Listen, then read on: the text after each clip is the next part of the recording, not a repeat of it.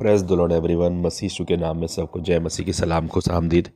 प्रियो, आज का वचन भूख के विषय में है, फैमिन के विषय में है। प्रियो, ये एक भविष्यवाणी भी है इस 2026 में, 2027 में और हो सकता है 28 में भी लगभग भूख की जो है बहुत बड़ी मार पड़ने वाली है। और सच में ये अकाल पड़ेगा और ये जल्द से जल्द इस 2026 में ये भविष्यवाणी हो रही है। बहुत सारे भविष्यवक्ताओं को आप सुन लेंगे इन दिनों में और सुन भी रहे होंगे कि इन दिनों में भविष्यवाणी के द्वारा ये बताया जा रहा है कि भूख आने वाली है और राशन सुपरमार्केटों में ख़त्म हो जाएगा। जितनी भी आपके बाज़ार हैं, लोग राशनों को स्टोर कर रहे हैं। आप देख लीजिएगा इन दिनों में अकाल पड़ेगा, तो आप लोग तैयार कीजिए। जैसे यूसुफ के समय पर लोगों ने तैयारी की थी, वैसे ही आपको भी यूसुफ के समय के समान तैयारी करनी चाहिए। खाने को बचा के चलें। ये आपको मैं फिर से अलर्ट कर रहा हूँ कि सच में इन दिनों में अकाल पड़ेगा, खाने की शॉर्टेज होगी।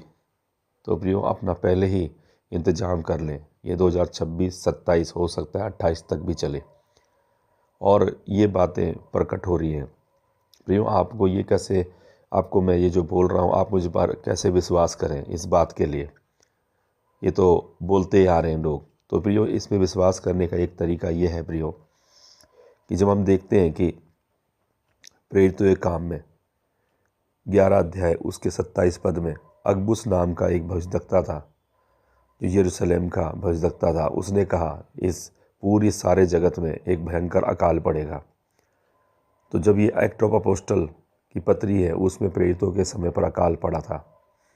अगर आप पुराने नियम में देखेंगे तो अब्राहम के विषय में देखेंगे तो अब्राहम के समय भी अकाल पड़ा था। उत्पत्ति 12 अध्याय उसके 10 पद में लिखा हुआ, उस देश में अकाल पड़ा, इसलिए अब्राहम मिस्र को चला गया और वहाँ परदेशी होकर रहा।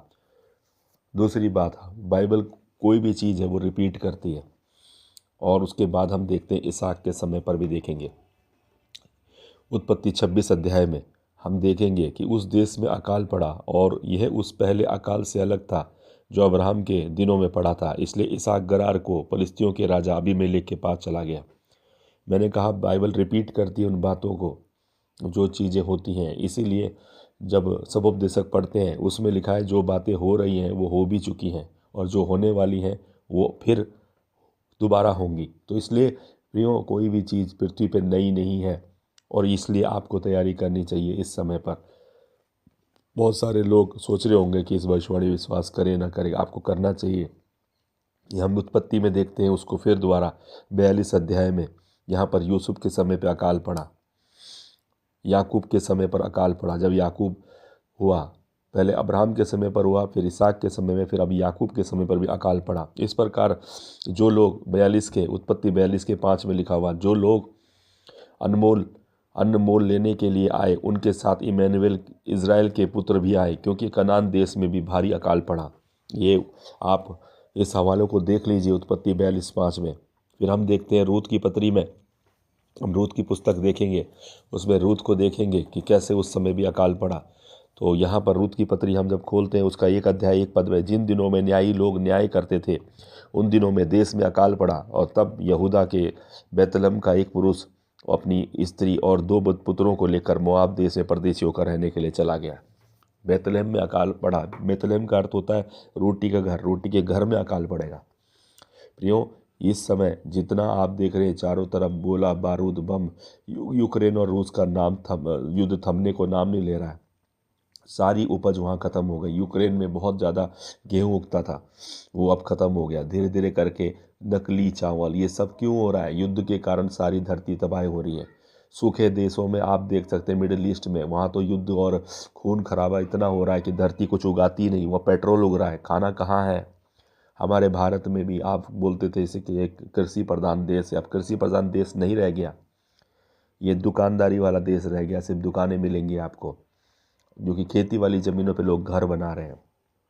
आपको अलर्ट हो जाना चाहिए कि वो समय नहीं रहा। इसलिए अभी इन दिनों में 2026 में आप तैयारी करें, 2027 के लिए तैयारी करें कि आपको अन्न की बचत करनी है।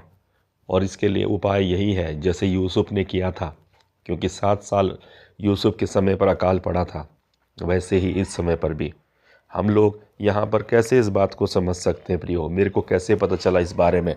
क्योंकि देखिए आमतौर पर मैं हर साल जो है जब भी उपवास रखता था तो मैं सोचता था कि नए साल में खाते हुए प्रवेश करूँगा मैं। लेकिन इस साल पता नहीं मुझे क्यों ऐसा प्रभु ने किया कि मैं अगले साल में भी जब 2026 में जाऊँगा तो उसके शुरुआती 10 दिन में मैं जो हूँ उपवास में रहूँगा। और ये बात मेरे हृदय में लगी और उसके बाद बहुत सारे भूखे बच्चों के लिए बोझ आया कि उनकी मदद की जाए, अनाथों के लिए। और इस तरीके से अन्न का बड़ा मुझे बोझ मिला। फिर मैंने लोगों के लिए प्रार्थनाएं करी तो मुझे पवित्र आत्मा ने ऐसे बताया कि बहुत सारे लोग भूखे हैं। और जब मैं बैठा तो फिर उसके बाद कुछ प्रॉफिट्स ने भी मुझे भविष्यवाणी करते हुए मैंने उनको सुना और ये बात पक्की रही कि प्रभु जो है इन दिनों में अकाल लेकर आएंगे इस पृथ्वी पर। प्रियो, आपको हमको निपटना है इन बातों से।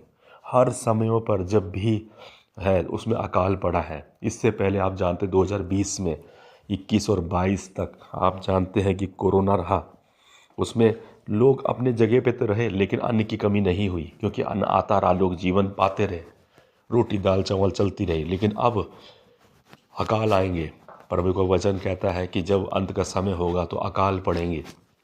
अकाल मतलब खाने की शॉर्टेज पड़ेगी। हो सकता है गाड़ी मोटर ये सब चीज़ें मिले लेकिन अन्न नहीं मिलेगा।